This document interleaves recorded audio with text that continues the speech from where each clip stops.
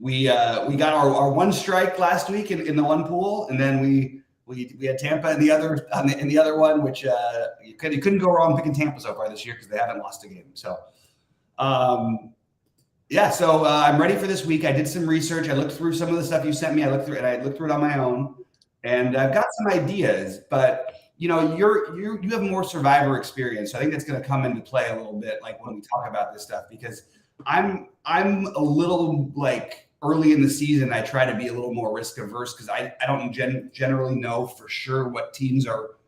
You know what I mean? You have an idea of who's good, but like the San Francisco, for example. You could tell me they're going to be a team that wins 90 games this year. You could tell me they're a team that's going to win 60 games this year, and either one are possible to me. But like I don't know. I don't really know where they're at. I don't think the Dodgers are nearly as good as they have been in years past. Certainly nowhere near sure things. But using some of those NL West teams when they're not playing in their division might be solid because the Dodgers, Padres, Giants, and Diamondbacks all seem decent, and Colorado plays well at home. So I was just sort of going through it, and you have the most obvious ones you said. Why don't you talk about those, and then let's talk about the reason. Well, let's go backwards. So let's start with the pools. So last week in week 2, first of all, in the run your pool thing, we took Houston and we took Tampa in advance. We took a really, really bad beat actually because Boston was 20% owned, and they were basically 0-3 to start off the week. Right. And then they fought back and survived for 20% of the people, which was a little bit annoying. But this one is still 45 people are out, so we're down to 134 over there. Then in this pool, so that's the one with the strike. No. Strike. Oh no. This one's the nasty one because it also has the 3-game slate over the All-Star break. The All-Star break. Right. We have to plan for. Right. The other one, the office football pool one, that's the one where we took Houston and got the strike. Strike meaning that you can only mess up 1 week. So there, obviously, no one's out yet, and 11 people have 1 strike. Okay, right. So we'll fight. Yeah. So what we're looking for again are a couple of things. First of all, in straight Survivor theory, what you're looking for is a team that has a good chance to win now, that are hopefully not that popular, and also in a perfect world, a team that you wouldn't want to use in the future. That means future value. So on the one hand, you have immediate EV, which is a combination of actual EV as a function of popularity, and then an absence of future value. Now, unfortunately or fortunately, with baseball as opposed to football, there are sites out there that will just tell you what the immediate EV is because they can do ownership calculations. Here, we can't really know, although we can guess what the ownership calculations are, but we're not really calculating actually immediate EV. And as far as future values go, we probably should do a better job of planning, but we can get a little bit more technical with that as we get forward. So what we're looking for again, and we're going to pull up the run your pool thing to give an idea of what you're looking for, is because you need to get only 500 or better, that you're looking in a perfect world for a team that has an even number of games. Now, I go over this each week because I don't know who's here for the first time, right? So if you ever picking a team with 7 games, it's much harder to go 4-3 than if you pick a team with 6 games where they need to only go 3-3. Okay.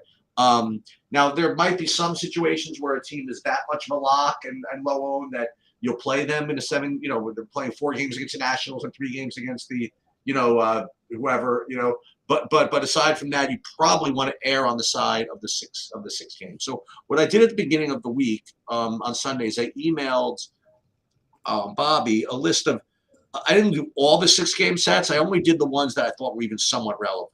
Okay. So let me pull those up here, and then we can kind of look at what I think are the candidate plays. Okay, I think.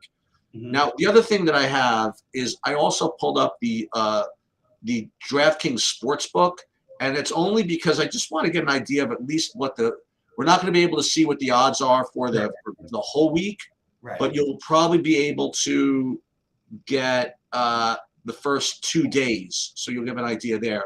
And the other thing that we have to look at before we put something in it are weather concerns, because, like I said, if you're picking a 6-game set and then you get a game rained out, then not only do you have available on Saber Sim in a few minutes. Sorry, it's not. Then not only do you have like odd number of games, but also one less game, which is not great.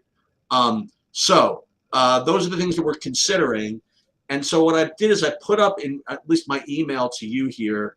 I felt that listen, gun to your head, who's going to advance? I honestly can't imagine it being even close. You know, you have the Braves are playing Kansas City and the Reds, and if the only consideration was who's going to advance, I don't think it's even close, Braves. But you always have to look for possible pivots, you know, because if the Braves did end up 60% owned, then you have then you want to consider it. So what I wrote down here, and maybe I missed some, Bobby and I haven't spoken about this yet, are my ideas for other possible teams, and we can just go over those kind of one by one. But first of all, we're both in agreement that at least gun to the head, you know, the Braves are the best, right? Okay. Yeah. All right. So one thing that's cool about this one, to run your football pool, is that it'll show you like who they're playing like here as well. And the first one I looked at, and this is probably the least appealing, I guess, would be Cleveland, because you do have the 3 games against Nationals, but to start it off with 3 games against the Yankees it's kind of rough, you know. Like you're using a Bieber start when you're only like a minus 130. Right. And that doesn't seem like the right time to use a Bieber start, you know. Right. So I didn't like that as much. Do you agree? I mean, you don't think Cleveland's in play, do you? Mm-mm. Okay. I just don't think that it makes sense to go against the Yankees like you said right there, right off the bat. Okay. And like you want to use those pitchers when they're minus whatever 270 or whatever the hell it is. You know what I mean? Not when they're minus. Can you speak up just a little bit? What's that? I thought I needed to speak up a little bit. No, sorry. The next one I had was the Angels. And this is not in order because my favorite's going to come at the end. The Angels, I have them. They're against the Nationals. And these are always the teams. I mentioned this to you. This is what you're probably going to end up doing for most of these weeks is seeing who plays the Nationals and whoever else turns out to be like really, really terrible. There'll be another team that probably a team or two that turns out to be really terrible. But it's starting off with who's playing the Nationals. And I have the Angels playing 3 against the Nationals and 3 against the Red Sox. Now, obviously, the Angels themselves are not great, and the Red Sox are not necessarily bad, right? So this is definitely on the risky side, but I definitely had it as a candidate play. Do you think about the Angels at all, or not really? I don't like that the games they're playing against the Red Sox are in Fenway, where they play really well, and it's 4 games against Boston. Oh, but it's only 3 that would count. But it's kind of weird. I didn't realize that at first. It doesn't thrill me the idea because Boston, even in years they struggle, they tend to be pretty solid at home. So it worries me a little bit, to be honest. When do you get the Ohtani start? Do we get him against the Nationals?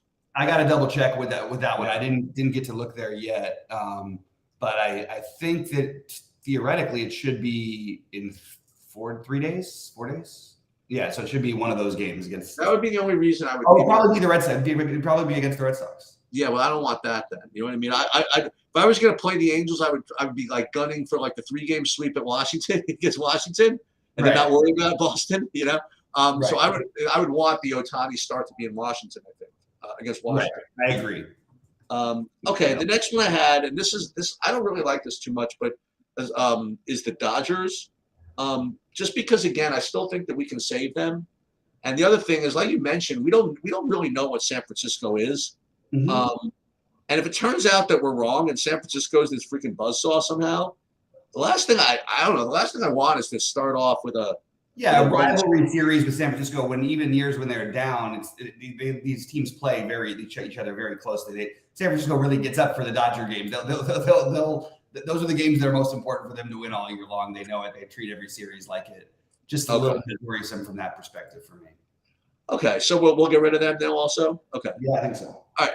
So I'm down to now 2, and we'll save my favorite one for last, I guess, is now the other one I had, I just wrote down with the Mets. Just again, they're playing the A's at some point, and they're playing San Diego now. The good thing, I mean, listen, obviously the San Diego spot's the worst of the 3 of the 6 games. Yeah. But at least they do get Scherzer. in the game against San Diego. Mm-hmm. So that would be my argument, is that if it's played, is that I think, listen, the matchup against the A's is going to be good, and the matchup against the San Diego is not ideal, but at least you get the best pitcher there. I don't know. Do you like the Mets at all here, or not so much? I don't want to I just don't want to mess with San Diego right now. I feel like they are. There's no reason why we shouldn't treat them as if they could be the best team in baseball. Like, I mean, they live on paper, they may actually be the best team in baseball. So I know they haven't played like it. I think that they might even be a little overrated, but I just think it's a little too dangerous to mess with them. And you're just not going to have favorable pitching matchups against them almost ever. Like, they've got too many good pitchers. So probably my favorite of the pivots I have is Seattle. So Seattle, they have the Cubs now on the road, and then they get the Rockies at home. And I just think, as far as like pure win odds and pure whatever, this stands out to me as at least of the 6 gamers to be like the top non-Brave idea. What do you think? I totally agree. It was the first thing that stood out to me was the Seattle one. Always look, it's early in the year. You always can get nervous, and the Cubs are one of those other teams that they win more home games even on years when they're bad than most teams do. They get a little extra out of that. But I am happy with the 3-game series at home against Colorado, and I still think that you're going to have good pitching out there every day. Basically, you've got a really, really good baseball team that has off to a slow start, and maybe that keeps people off of them this week. So I would be in favor of that. My only fear is, are we missing out on something with Seattle by maybe when their pitchers are pitching their peak number of pitches later in the year? And you've got a couple of good, borderline aces that are only pitching about 5 innings right now. So you're relying a lot more on bullpen work and not on the straight starter odds that you would be getting, maybe in a month or two. But that's the only fear. I do agree that they're the best pivot. And I think that they would be the one that I would feel the most comfortable with using. The only other one was, would we want to get involved in the 7? And I just think it's too mathematically wrong to try and do the 7 gamers, even really in St. Louis. Yeah. So here's a quiz. So first of all, the 2 that I wrote down for possible 7 gamers were Philadelphia and St. Louis. Mm-hmm. We'll talk about Philly first. Philly is home against the Marlins and at Cincinnati. Yeah. I mean, that's totally reasonable. Yeah. But again, I just think that if their matchup was that much better than the Mariners, I would say maybe. Yeah. But I don't know how much better it is really. I mean, it's got to be a little better, right? I don't know how good. I mean, are the Cubs any good? No. No. I mean, like, they're not, but they tend to play okay at home, and they seem to start the seasons like a little bit. I might have that just wrong in my memory, but I feel like they always start better than they actually are. They're 500 right now.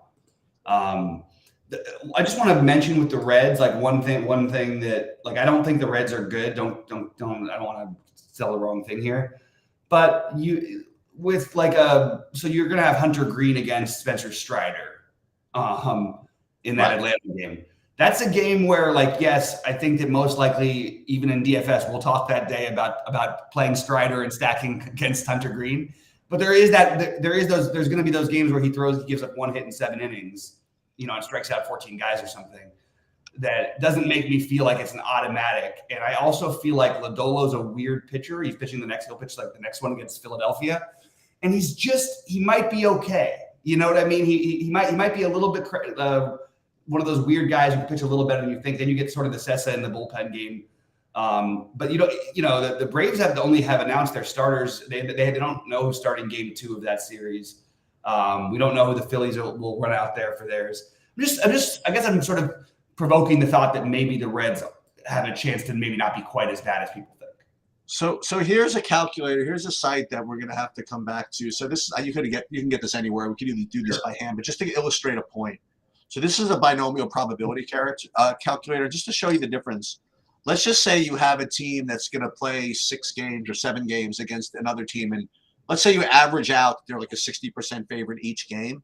Okay, so if you did it based on a 7-game series, okay, or 7 games against where you're 0.6 each game, then the odds of you getting at least 4 is 71%, okay, which is good.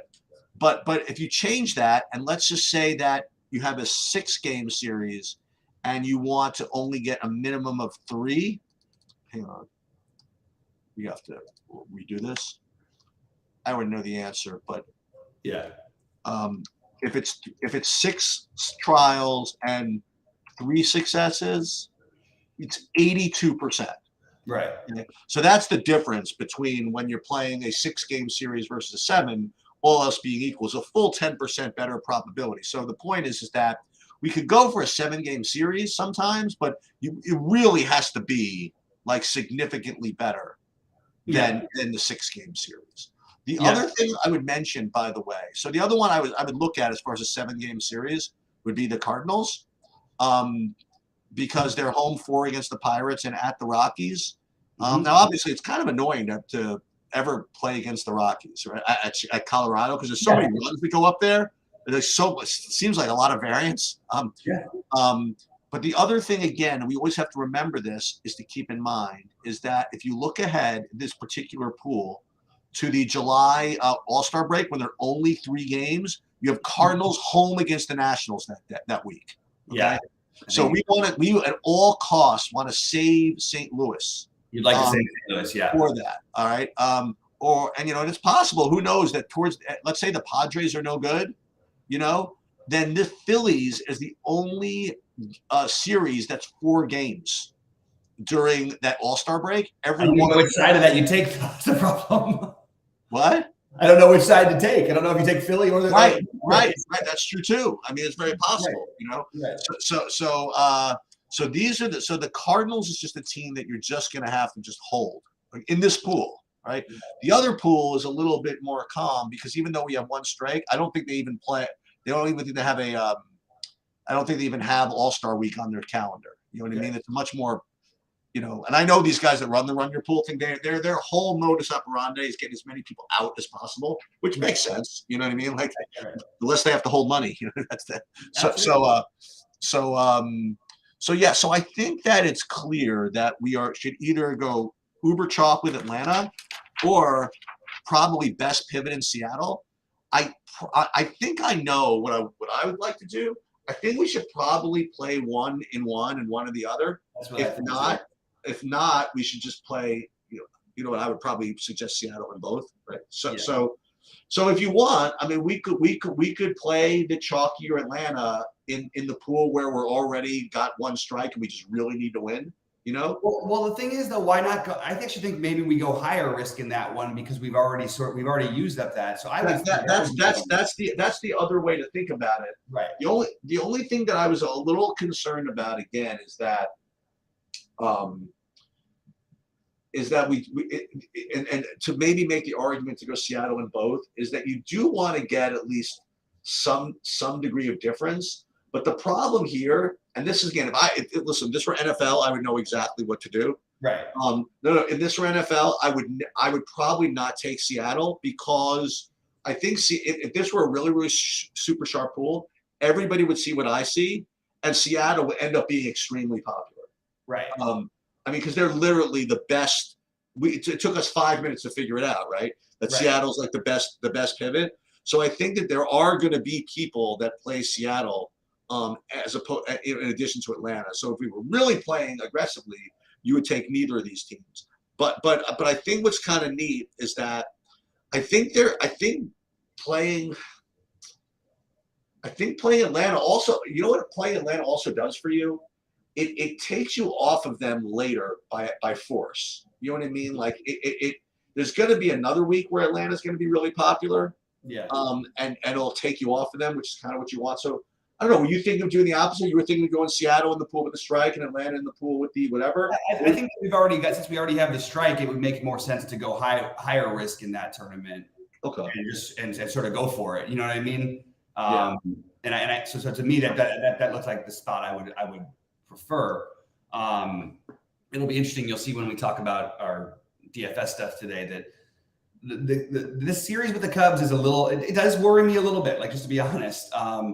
And Seattle has not looked sharp, but I still think it's the right thing to do to use them. The reason why I would have a hard time doing it with both of them is I still think that they're sort of still a team in concept, at this point, and I also would like to have them later in the year for when they do have, 3 aces who are going to pitch 95 pitches. Well, that's a good point. Well, that's definitely a good point.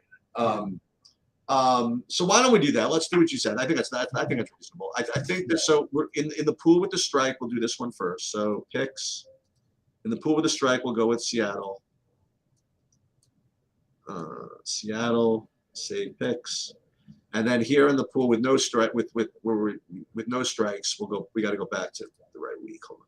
Yeah. We will go with Atlanta.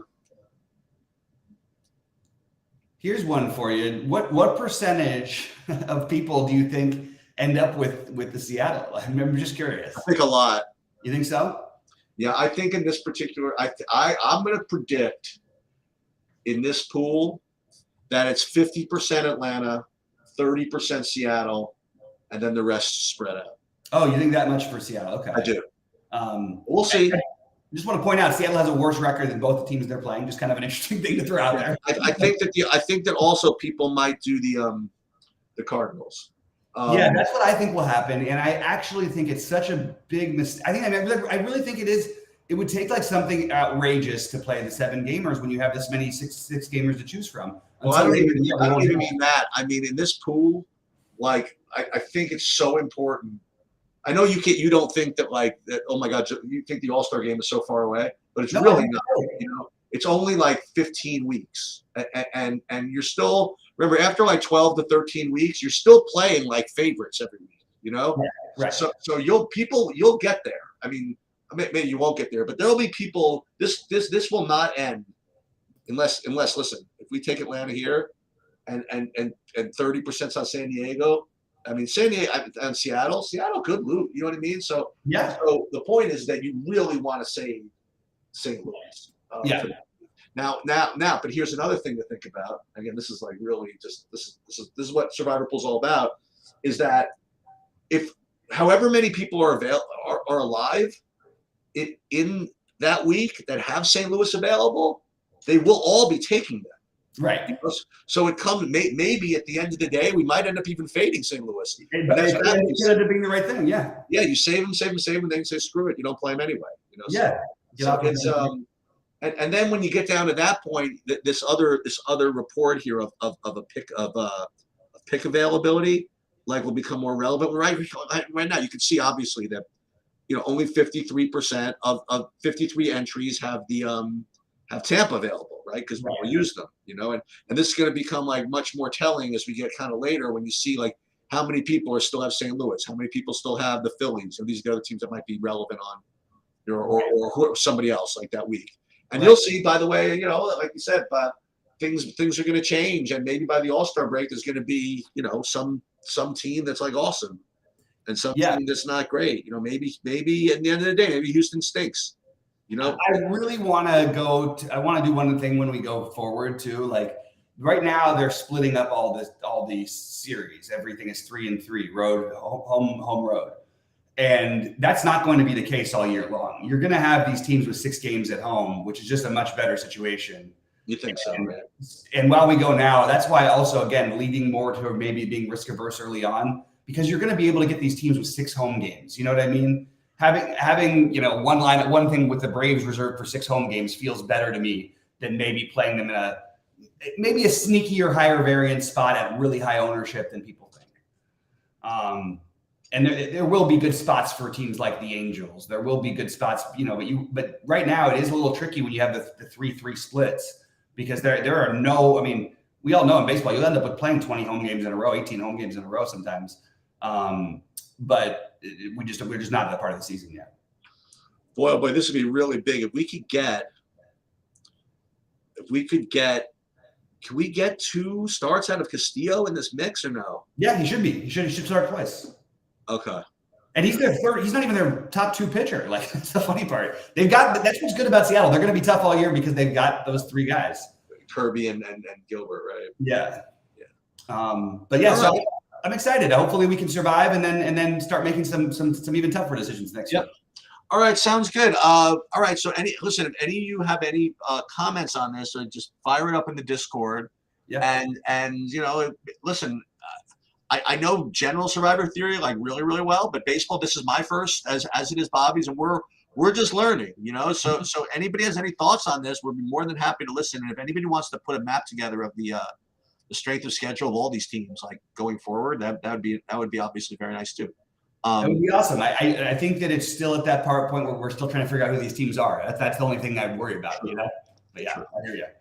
As a matter of fact, let me do something just for the hell. Let me pull up the. I was gonna say pull up a national schedule, and just see if there. I was about to say something stupid. I was saying, is there any time they have like a 4-game set against somebody like in the middle of the week?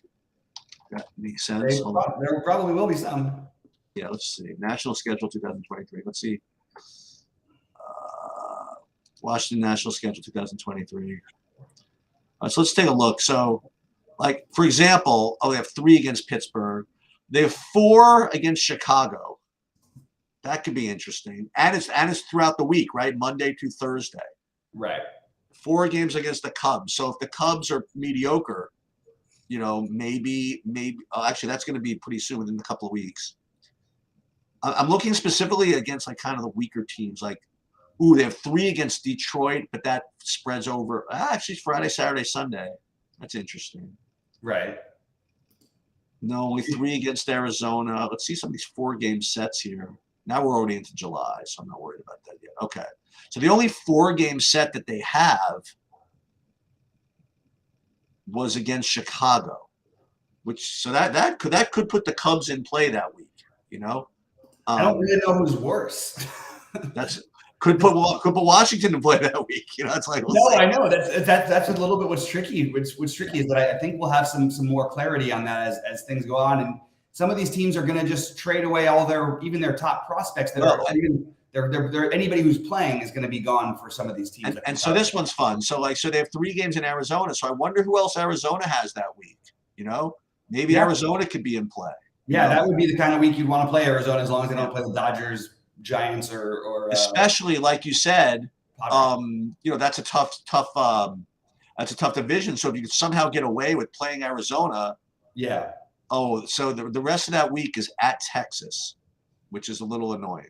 As a matter of fact, it's a disaster because that week they only play 5 games. Oh wow, yeah, that stinks. That's really weird. But 3 of them are against Washington at home. You gamble. I don't know. But with our luck, the 1 game against Texas is going to be against DeGrom. So yeah, it would be DeGrom, and Texas is really loaded. Yeah. So Texas has the chance to be really good. That's. But then you have I'm trying to see like when you could play Arizona's, for example. Like, so this is interesting. So Arizona, they have 3 games against the A's and then 3 against Pittsburgh in 1 week. Yeah. But like you said, those are 6 games all on the road. Right. Which makes that difficult. Right. All right. This is going to be fun. All right.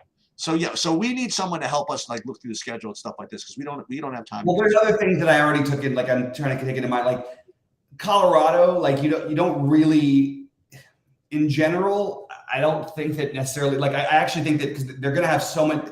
So the Braves and Nationals are sort of universally considered much worse than everybody else. The reason why like teams like Rockies are going to lose a similar number of games is because they play in a much tougher division. Right. Just to try and keep that kind of stuff in mind, I guess. And then the Tigers and Royals and Reds and all those teams, Pirates, all those teams, I feel like there's a lot of variance for those teams to be better than people think. Okay. Whereas I don't believe there's much of a path for the A's or Nationals. Yeah, so this is a bad beat. So Arizona and they have a 4-game set at home against Colorado, which is basically the nuts. But then they finish off the set with 3 against Atlanta. Yeah, that's rough. Yeah, it's tough, man. And it's a 7-game week, so that's no good. Yeah, it's not going to be easy this year, that's for sure. Well, it's never easy, but for our first time especially. Was it Arizona home? Oh, so this one could be fun. Home against Kansas City, and then at Colorado. All right, we'll see. All right. Yeah, go ahead. Sorry. Oh, I was gonna wrap it up. So what were you going to say? No, I was just going to point out that there's like 14 teams projected to have between 80 and 88 wins this year. Nice. It's a really, really tricky situation. You know what I mean? When you're talking about 5-10 winning percentages as being a good play, it's really rough. Anyway, go ahead. And by the way, in this thing here, it's not, as I mentioned, on the office football pool one, it's not quite as relevant now, but it will get later. So what this weights, this says for each pick coming up, what their opponent's weighted winning percentage is. Oh my God, the Braves, the Rays are 9-0. Yeah, the Rays Oh have. my God. They're like the only team that's really had an outlandish opening. The Brewers are outlandish. What are they doing at 7-2? 7-2. Yeah, I mean, had some home games. And Is anybody 0-9 somehow? No, I don't think so. No, the A's at 2-7. Detroit's 2-7, including 2 wins against the team we needed to beat them. Yeah, right. To 2 wins against Houston in Houston. That was rough. All right. Do you want to go straight after this? Do the baseball video? Yeah, sounds good. Okay. So you want to stop this and then restart it? Yeah, I think it's probably the best way to do it. So I'll tell you what. Let's set it for 11:45. Okay, perfect. Okay. All right, and we'll put this up on the site. And good luck. Good luck, everybody.